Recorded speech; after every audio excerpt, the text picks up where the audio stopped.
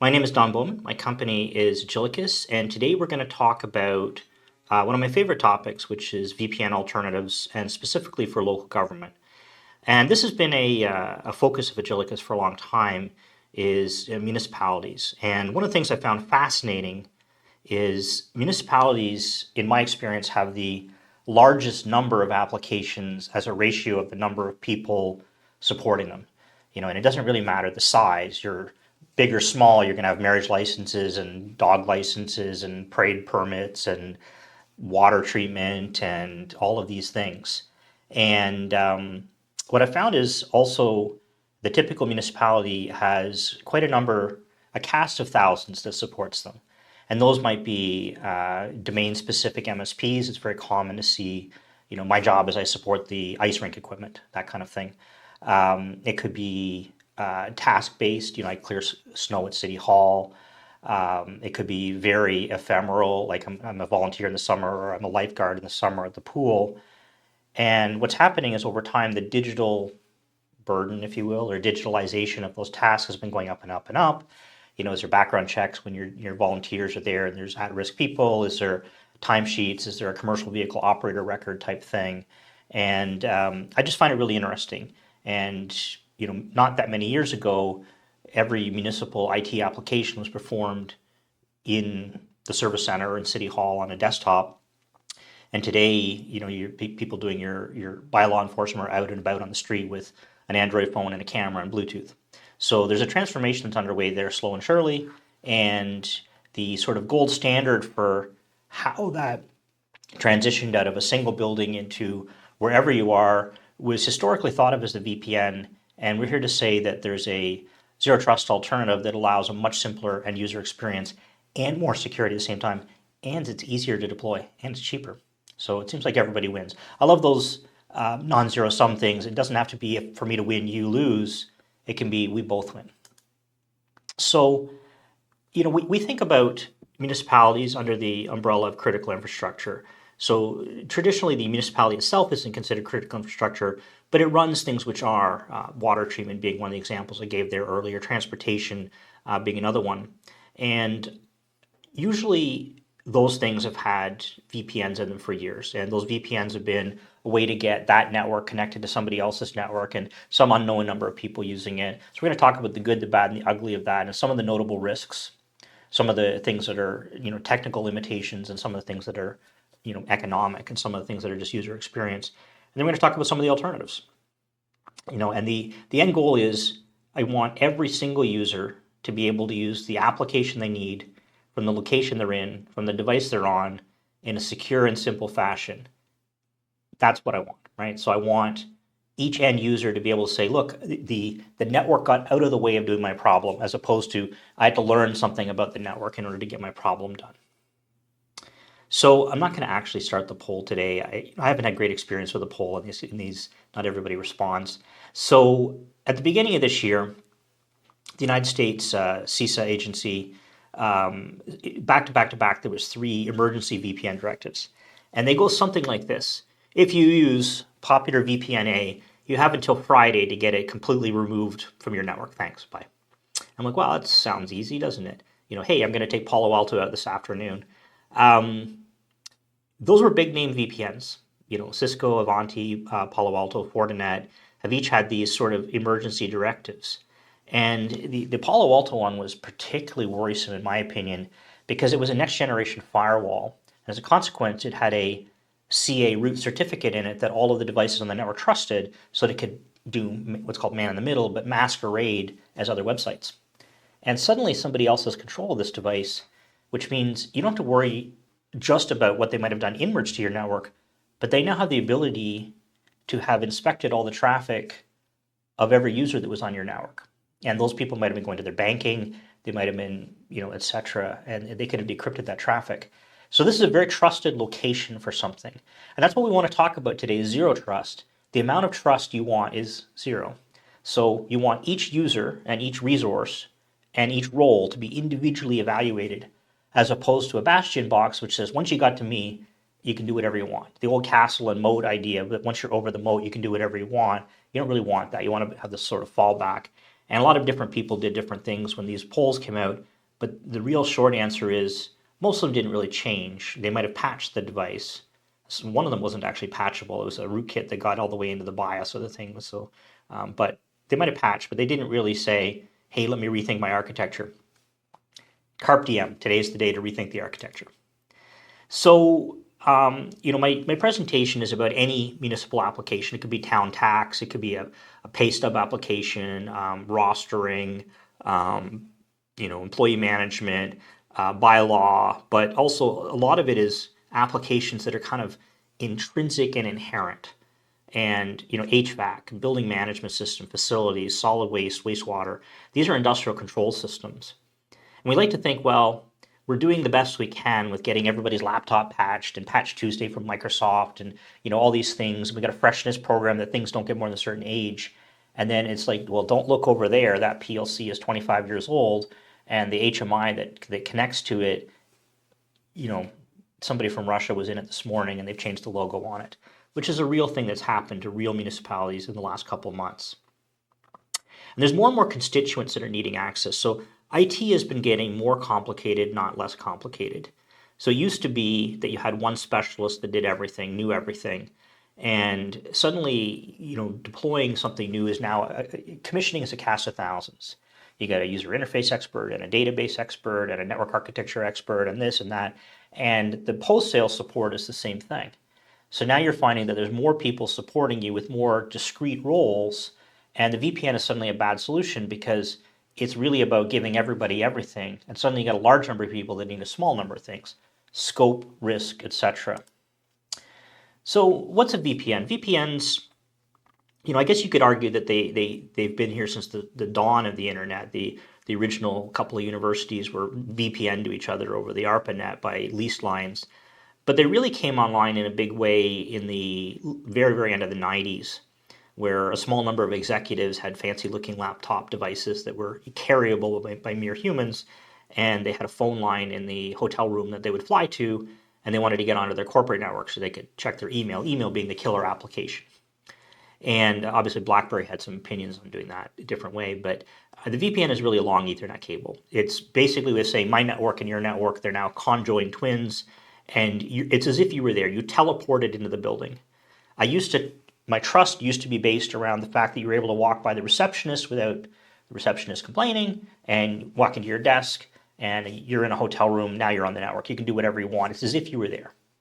Outlook works. You can print, do whatever you want. And there's nothing wrong with the VPN from a broad access worker standpoint. If you really need access to everything, you may as well have a VPN because you're going to be accessing everything anyway. But it's really an all or nothing. Now I know you can put ACLs on and you can have zones and VLANs and rules, but the reality is most of these systems is very complicated to do too much segmentation with that. As a consequence, most people don't. And it usually, at best you're like everything in the front of the house and everything in manufacturing rather than, all the way down to I can edit the wiki but not this. I can see my own page on the timesheet. And this really evolved from those dial-up concepts predating SaaS and cloud. SaaS and cloud made it really complicated because it used to be the user was in the building and the app was in the building. And then the user wasn't in the building, but the app was in the building. And now the users are everywhere and the apps are everywhere. And they're moving. So the VPN is really about A to B, and suddenly there's more of A's and more of B's, and it becomes really difficult. So it was really also the last one, it was based around that singular company principle. I work for company A, and only people that work for company A have access to a resource at company A, so therefore we're all in one. And as we started to get more domain specialists, we're like, oh, okay, this backup is really hard. We're going to have a managed backup operator. They got a backup silo that's really good, and I got good enough internet. We'll let them take care of that problem. Take it out my back. Whew. Suddenly they got all your data, all of your data. And you've got something else. Maybe you got SAP, and SAP is terrible to maintain. It's really complicated. Thank God I've got this person or this company that's able to keep that thing sane and happy. The VPN starts to get really poor when you get into different types of users and different types of applications and different types of locations, and you have to start to try to put rules together for that. And when you get it wrong, you're in the news and your boss is beating on your door asking why you did such a stupid thing. It's not all bad on the VPN side. So here we're here to talk about VPN alternatives today, and the good part is it just works. Once it's up, A lot of hotels block IPsec and so on, but once you get a VPN that works everywhere, it just works, right? You can have some nuances like when you run a split horizon VPN and the DNS is external and internal at the same time and it doesn't recognize your internet, or the user wants to print at home but it's non-split horizon VPN, you took away their network, but generally speaking it works. And once it's up, you don't have to teach people, so you can tell them just start the VPN when you turn your laptop on and just leave it on for the month. When people work from home and they got a full-time PC at home, it's on all the time. You can leave it running forever. The transport is encrypted. People really trust the transport that's here. Talk about AES 256, GMAC this, and HD, etc. It's like, well, I don't have to worry about the crusty old application I have running in here that puts the passwords in the clear because the transport's encrypted. And the vendors have built up a lot of trust over time, and most people never got fired for deploying a VPN. Now, there are cases. There was a U.S. Navy ship recently where somebody put a Starlink satellite dish on that they weren't supposed to talk about, and that's a type of VPN, and those people got in trouble because it's trackable. But for the most part, as a corporate IT person in a small municipality, nobody's going to say you did something stupid by putting a VPN in, except me. I'm here to say that today you did something stupid by putting the VPN in. Let's move on to the alternative. So what's the bad part? Imagine those people that are supporting you. So there's a company that supports you and they support 10 other local municipalities. Is every one of you going to say, this is the VPN I use, they're going to have to install 10 VPNs on their laptop? It doesn't work that way, right? And particularly when you get into versions. Also, who owns the licenses for it is another one, but they just don't want to do that. And what they end up doing, I'll let you in on a dirty secret. They all create a virtual machine with your VPN in it that everybody in their office has access to. And you think it's one-to-one person, but they're like, we'll just use the City X VPN, will be on their network, boom. And that's a real risk. Some of the ones that people don't think about, my video call breaks up when VPN is on. So the reason for that is that non-split horizon VPN, all of their traffic goes into your facility and then heads back out to the internet. So they've got Google Meet, they've got Microsoft Teams call up, and it goes from them to your building and back out. So the upstream of the company, the city, becomes the downstream of the user. And it works when you test it. Hey, there's 3 of us on, there's no problem. We're going to do an all-hands meeting next Friday. There'll be 1,000 people on it. That's 1,000 times 2 megabits to make it an okay video conferencing experience. Suddenly, you've got at least 2 gigabits of upstream needed to do that, maybe more. And they complain, and it breaks up, and then everybody's mad because, hey, the biggest wiggus was there to talk, and nobody could see it. I can't print at home. The VPN's up, but took away my local network because it's non-split horizon. I want to use my device of choice. Look, I use this HMI in the water treatment plant. I'm in a truck. They've called to complain. I'm going to pull over the side of the highway and I'm going to open my tablet. Thanks. That's what I'm going to do. The fact that your VPN doesn't work on it is not my problem. Overlapping subnets. This is another one that's surprisingly complicated. You've got somebody supporting you and supporting 10 other somebodies, and you all use private IP space, RFC 1918, 192 something or 172 something or 10 something. One of you is going to have that overlapping with their network, which means they have to resubnet their machine in order to connect to yours. The other one, and this is really a terrible one, this is really my mission on this call, is the shared account. The shared account is something that should not exist in the universe. You should not have an account called the XYZ account. If you've got a vendor and you've created an account with the vendor's name in it, more than one person has it. Somebody's left that vendor while you've been there, maybe on bad terms, and the password hasn't been rotated. There's no reason for that. What I'm here to talk about and demonstrate today is a way to get rid of that. You can have single sign-on for each user using their existing Office 365 or Google G Suite or Apple ID. And that way when they leave their company, they're gone. And you don't have to have that shared account. And the VPN kind of encourages it. The ugly. Well, you've connected their network to your network, so suddenly their ransomware is your ransomware. They found an exciting looking USB key in the parking lot and they plugged it in, or there's a really cool email they received with a link on it, and suddenly there's something on their network that's out scanning for SMB, and it's walking through all of your scopes, and it's going to find something. And those emergency directives I mentioned earlier, that's a type of risk. There's no fine-grained authentication. That's the other idea. It's sort of all or nothing. You can access everything. This is really the ugly part of it. The good news is, according to Douglas Adams, who, although he's dead, still wrote some great books, there's no reason to panic because I'm here. We'll talk about it. So let's first define our desired end state. So connectivity nirvana. Look, you guys all manage something in IT, and you know that your end users, God love them, are terrible, and they just want to complain about their lot in life. They've been forced by the pointy-haired IT person to use something and they hate it. They want a better device. They want to be able to use something that you don't want them to do, and you're just taking all their fun away from life. There's a set of these people that are task-based workers. You can put a bounding box around the tasks they do. So I mentioned bylaw enforcement. The bylaw enforcement parking officers walk up and down the street and they look for people that have parked where they shouldn't have, and they issue them tickets. They don't need access to your SAP system. They don't need all that other stuff.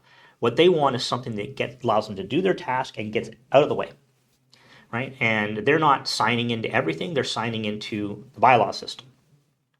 So what they would say is, I access only the resources I need from wherever I am. Look, you're not going to tell me where I'm working. This is where I am right now. I'm doing my work from here on the device of my choice.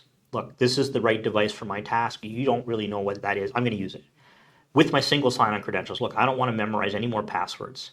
You want me to have more post-it notes? You go to 3M and you get a little pile of those post-it notes and you give them to me and I'll write all my passwords down. Is that what you want? No. Okay, I'm going to use single sign-on. So I expect to be able to use the task-based app of my choice, signing in as if I was signing into Office 365. Just click, boom, no more passwords. So we phrase this another way: any user, any application, any device, any network. And the any in some of these cases can be very broad. You start talking about volunteer fire departments, and those people are dispersed. They don't work for you. They don't have an entry in your Active Directory, but they have the same expectations. Their task that they might use might be very narrow. It's just rostering. It's just who's on call. It's just training, LMS. But it's the same concept. They are where they are. They're going to use the device they're going to use, and they have an identity, and they want to just get their job done, and they don't want to hear any reason why not. So we introduced this framework, Zero Trust. So Zero Trust, it's been around a little while now, and lots of people have talked about it. And every vendor has a different, sort of position, which aligns very closely with their product definition, mysteriously, as does mine. And the idea behind Zero Trust is there's 3 independent problems to solve. The first is the who problem. Who are you? Which we call authentication and identity. So identity is who you are, and authentication is proving you are who you said you were. So your identity is intrinsic. It's sort of who you were born as. It's what you are. Your authentication, it could be biometrics, a fingerprint, an eye. It could be a password. It could be multi-factor. But those are tied together. And there's a concept called an identity provider. Most of you on this call are going to be using Microsoft Entra or Google G Suite or something of that nature, Active Directory, for your identity provider. If you can identify who the user is, that's the first key to unlock. There's no permissions granted by knowing who you are. It doesn't give you anything other than that's the key that you can now go put in a set of locks. The second problem is called authorization. That's what are you allowed to do? And you want this to be as fine-grained as possible for a number of reasons. You get fine-grained audits, so you know who actually did what, rather than, well, somebody who's connected to the network for 2 months and we had some ransomware, I wonder where it came from. You're like, well, I can see this person read this file at this time. Somebody got their laptop stolen on the bus, you know exactly what happened out of that. So this authorization, the first one, the who problem, my position is, as a municipality, you should be okay with letting the authentication, the who problem, be done by your partners. So you work with an MSP, they got 5 users. If one of those users gets fired, they're going to take them out of their system. That's okay with you. You've got an upper and lower tier government system. You've got a union. You've got city hall where you've got some elected people who aren't necessarily part of the city, but are kind of part of the city. All of those things, they each have their own identity providers. That's something you're willing to trust. But what you need to own is what they're allowed to do. I'm willing to trust that you are who you say you are based on the attestation of that system, but I control whether you're able to do this thing. And the last part is how. How do I get you to it? So in our situation, all resources behave as if they were on the public internet. There's no inbound connectivity needed, no port forwarding, no VPN, but it kind of behaves as if each resource was individually reachable on the internet, which is what the end users want. And it doesn't matter whether it's a PLC or it's SAP, it just looks that way. So they come along, they prove who they are, they run through your logic of what they're allowed to do, and they're presented with the application seamlessly. If you got those 3 things, you got Zero Trust. Right? There's big and small frameworks for it, but this is really the nut of Zero Trust is if you've done this on a per user resource pair basis rather than users to the entire network, then you have Zero Trust. So the high level user view, what does this look like as the end user? Well, the first thing is in our model, it looks like what they expect. They don't expect to VPN into Netflix. It's just there. So everything for them behaves as like there's no application on the machine. There's nothing to install. It just behaves as a web. And whether that's remote desktop or SSH or HTTP based application or SAP, doesn't really matter. They sign in the same way they sign into all their other stuff. And this is super important from a phishing protection standpoint. You want to protect against phishing, you got to get your users involved in the training. You want to train your users, you got to make stuff consistent. If every sign-in experience is the same, with the same HTML and the same look and feel and the same single sign-on, and you tell them, look, if anything doesn't look like this, just stop. Phishing is so much harder for the attacker. So think about that. So when you create a second password, you're like, oh, this is your password for system A and B and C, you're actually encouraging phishing. It's basically fertilizer for it. And as you know, with fertilizer, it smells bad. So the next thing is it's your authorization. So the end user sees everything. They sign in the way they're used to, but you control what they're allowed to do. This person's allowed to edit the wiki. This person can see their own timesheet. This person's allowed to post new stuff to SAP. This person can, create a parking ticket. This is really ideal for these narrow task-based workers because all the other applications disappear from view and they tunnel vision in on what they need to do, and it just gets out of the way. It's like I said, it's like watching Netflix at home. There's no getting to Netflix.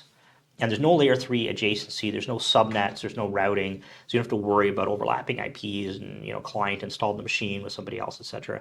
It's all done with what's called an identity-aware proxy, and that's the nut of this solution, is this identity-aware proxy makes everything appear as if it's on the public internet, but it's not visible unless users have signed in and have permission, and you don't have to worry about inbound connections to your firewall because it's all outbound based.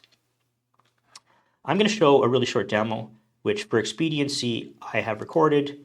I promise you it's real, yes, but the fact that I've done it on YouTube means that I don't have to sit here and stare at my keyboard instead of you and go and ah. But anyway, the sign-in you saw there, the user just clicked a sign-in provider. I had Google and Microsoft hooked up. You can see they immediately have the water treatment plant there. They can do a desktop. So in this case, right here, you can see the eyes move, so there's nothing on my sleeve. There's a start menu down there, all that other stuff, but it's right there in the browser. And this can be useful for some of the HVAC management things. There's a machine on site that has software they need to do. And you can see you can do a share, so you can share a file system. You can have files mounted. That's that desktop integration. So I said earlier it's all browser based, but some people prefer it to behave just like it always does. So you can have it appear as a start menu on the desktop. There, when I clicked on the remote desktop, it brought my native client up, and that's sort of my demo. So it's all browser based. The end user, stop sharing. The end user sees a page called Profile, which has an icon for every application. You can control that, and they just click them. So they don't have to worry about remembering URLs, and they don't have to worry about how to sign into different things. I didn't show the multi-factor in that demo, but we can interject multi-factor into it, and particularly that's useful when you have external folks. You might have multi-factor that because you've bought Microsoft E3 or E5, but you're not really sure about your contractors and your insurance is requiring it. We can say with our system, you can force it on our system. We support WebAuthn, biometrics, and fingerprint, face, and YubiKey, and the code, all those different things. There's a right thing for everybody. WebAuthn is dramatically stronger than all the others. So that's a model. It uses the Bluetooth in your phone, and it knows your phone is physically adjacent to the login experience, but it actually uses the biometric on your phone. So you sign into the application on your desktop, and your phone chirps and says, was that you? And you look at it, and by looking at it, the camera sorts your face out, and boom. It's so easy for the users, and it's very secure because it has to be close by. So the reason it reduces the risk is those shared accounts are gone. Right? No more shared accounts. There's no reason for it. Not saving you any money, not making it easier for the end users. It's not reducing your risk. We just made it, they sign in with the way they sign into everything else. Boom, done. You don't have to create parallel accounts. You go into our system and you say, I'm willing to trust Jane at company A and Joe at company B to do the following, and company A attests that Jane still works there. And you indicate what they're allowed to do. So now you don't have to worry about their HR churn being your problem. That person, turns out they had a real gambling problem and drug problem, and the mob controlled them and they were stealing stuff. Oh, we fired them a month ago. I'm like, wait a minute, they still have access to my network? You don't have to worry about that. It's gone. The overbroad access, I use the term blast radius a lot. Blast radius, I think a lot in terms of defense in depth. Defense in depth is, instead of thinking about one infinitely good wall, you think about, well, something's going to get over the wall. Now I want to figure out how to stop it from getting further, or at least slow it down. And the example I often give is the human body. So my skin is my firewall. So it's what prevents bacteria from getting into my body and killing me with infections. But I'll let you in a secret. My skin has been scratched by at least once, probably by my cat, probably in the last 24 hours. And I didn't die. And the reason I didn't die is I have white blood cells. So that's my defense in depth is, my skin keeps most of it out, the mucous membranes, but then when it does get in, there's something else comes into play. Blast radius is how far it can get. So in our system, a task-based worker who has access to System A, who somebody walks up and puts a gun to their head, they can do something bad with System A, but they can't get to System B, and you got an audit trail to see where they went. Blast radius. That audit trail is very useful. Something bad happens. What's the first thing that all the people above you are going to ask? What did they get? How long were they in? How much information have we leaked? We got to fill this in some report to file somewhere. What do we got? If your audit trail is, we use this technology called a VPN, and it allows their network to seamlessly connect to ours, and once that's done, we don't know anything more. Well, it's not as big a report, I guess. You can enforce that multi-factor authentication, so you can do those business policies. You can do with GeoIP fencing and say, people from outside the country need a multi-factor once an hour. People inside the country, it's only once a day, etc. Removing the VPN gets rid of all this network protocols aren't accessible, and there's no shared software and licensing. You don't worry about your partners can't install your VPN. It just reduces your risk. Now, you're probably thinking, okay, this is all great, but it's going to take me a couple of months to do this and a couple of months to decide. And I'm here to tell you that the implementation plan, most of our customers, the first app is up within a couple of hours. There's no software to install on the application machine. You don't have to go and reconfigure it. Our system acts as an identity-aware proxy. It's 99% SaaS. The 1% that isn't the connector, you install one connector on your site and you're done. And then you go into our web interface and you say, these users can do the following, and they come in and they hit our system because DNS, and it goes to your site and does its thing, and everybody's very happy.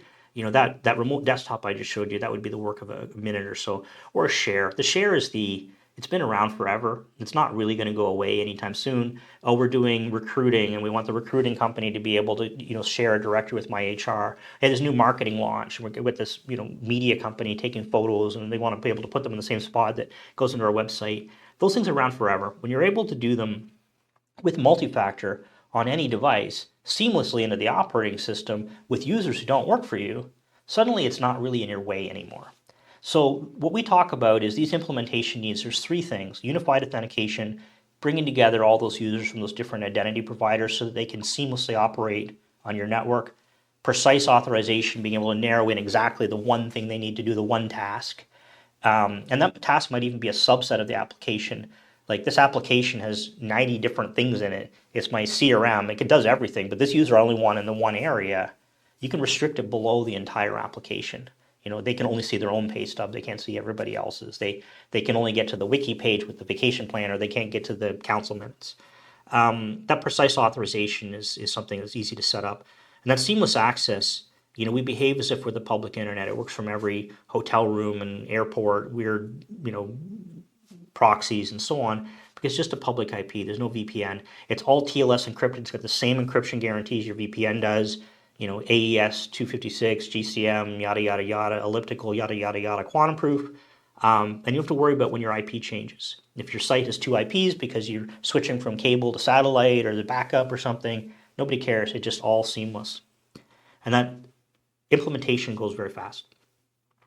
So my call to arms, look, this is obviously a commercial venture. I'd like to do business with you. I'd like to help you out. I believe in positive sum, so I win and you win, as opposed to I win, you lose. In order for that, we all have to be successful together. I think you need to think about, there's this growing underserved, the digitally disenfranchised, people that work around your organization but aren't as well served by the existing VPN or remote and are forced into, well, my pay stub's in a folder, I got to drive in for it, or things like that. Things get smarter and more specialized and more online. That's not going to stop. Security keeps getting more important. That's not going to stop. Lateral traversal, which is the idea that if I get into something and then I walk sideways through the network, it's getting more costly because there's more data there, and that data is more important if it gets stolen. And when they talk about ransomware, nobody's really getting into the nuances, right? It's like 96 terabytes were exfiltrated.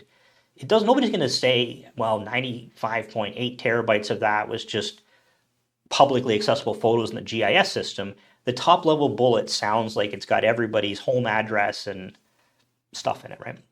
Understanding that VPN is not an appropriate solution for all. I'm here to talk about an alternative to the VPN. I don't think it's necessarily a bad tool for the one IT person one at a time. I think it's a terrible tool for that bylaw officer walking the street with a phone that's taking pictures of license plates and putting them on dashboards as tickets. Terrible. I think it's a terrible solution for your partner that's monitoring the HVAC system in the arena, the ice machine, and so on. They won't install your software. They're creating risks they don't tell you about. They'll just keep a VPN that's always on and a virtual machine and everybody has access. They're not going to tell you that. Understanding that single sign-on multi-factor is achievable, it's economical, it's desirable. Nobody's against it. There's a couple people that hate any aspect of change, but it's actually easier for them. So eventually they come around, and that no shared accounts, all kinds of risk collapses out of it.